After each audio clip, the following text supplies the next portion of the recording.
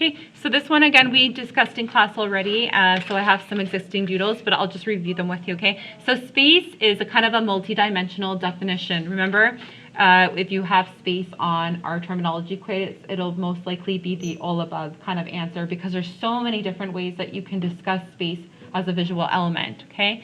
So space can be used to create the illusion of depth within an artwork. You can create the illusion of depth or visual distance, okay, by using perspective. So in the perspective area, you wanted to actually illustrate something using 1 point perspective. You could do that using a ruler. And I do not have a ruler nearby at this moment. Do I? No. Okay. So let's just pretend that this paintbrush is a ruler. Okay, so I would make a horizon. If you're drawing with perspective, you need to take your ruler and you need to make a horizon line, which is just kind of that line that shows where the earth meets the sky in the distance, okay? And you're gonna pick 1 point on that horizon line. I just decided to go with this one here. And then you're gonna illustrate everything moving back towards that point in space. So you're showing depth and everything in the distance is moving towards that point in the distance.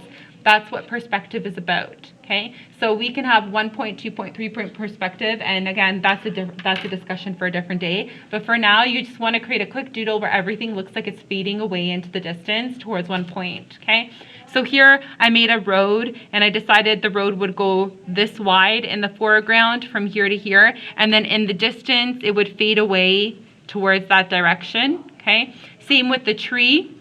The tree that's situated in the foreground beside the road where it's the widest would be a really big, stocky, old tree. So I drew a large base to my tree.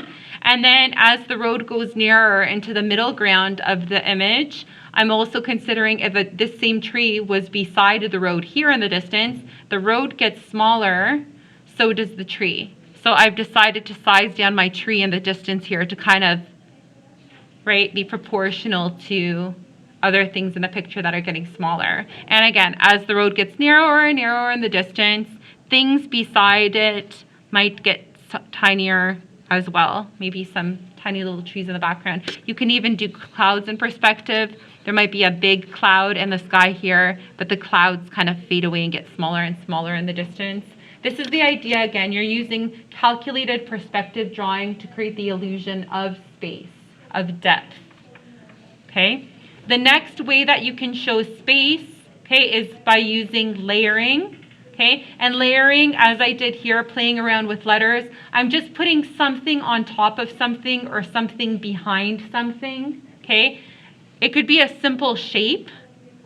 Like here, the square is hidden in behind the top square, and then this kind of organic blob shape is hidden in behind there. Maybe I have a triangle that's covering part of this. Now the triangle is above and this is behind. So the idea that you're layering things, okay, your brain is registering as something closer to you or something further away from you with simple layering in a design or an image, okay? Second way of illustrating space or the illusion of depth, okay? Next one is foreground, middle ground, background. It's basically the exact same thing as this, meaning in the lower part of the image, things seem largest because they seem closest to us.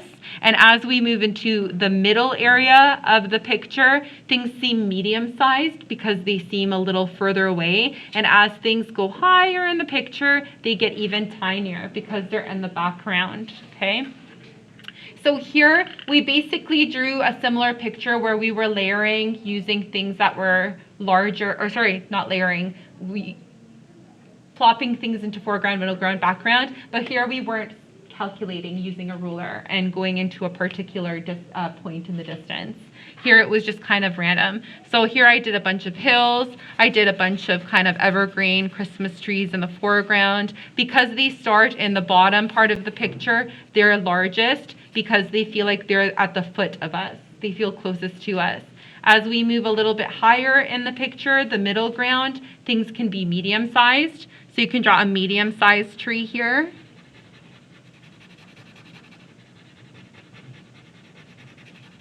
okay, or this cabin looks medium sized, and then we move further up in the picture towards the background where everything looks much smaller. Okay, but here again, unlike perspective where we know exactly where things are moving towards, you could just do simple foreground, middle ground, background where you're not necessarily applying a perspective, but you still feel like things are moving away from you into the distance. Visual depth, okay, another sense of visual space. Okay, lastly, we could talk about space as in the actual space that we're drawing on. Okay, and that's the bottom, positive and negative. So last week I just decided to fill the space with a silhouette of a cat playing with a ball of yarn. Okay, you could draw whatever you want. What I added to the picture, I called positive space. So this actual cat is positive space, and all of this interesting white space around the cat to balance out the picture of the cat, this is called negative space. Okay, so again, this is discussing space as in this is the blank surface that I'm working with. What do I want to fill the space with? Do I want to draw a vase of flowers?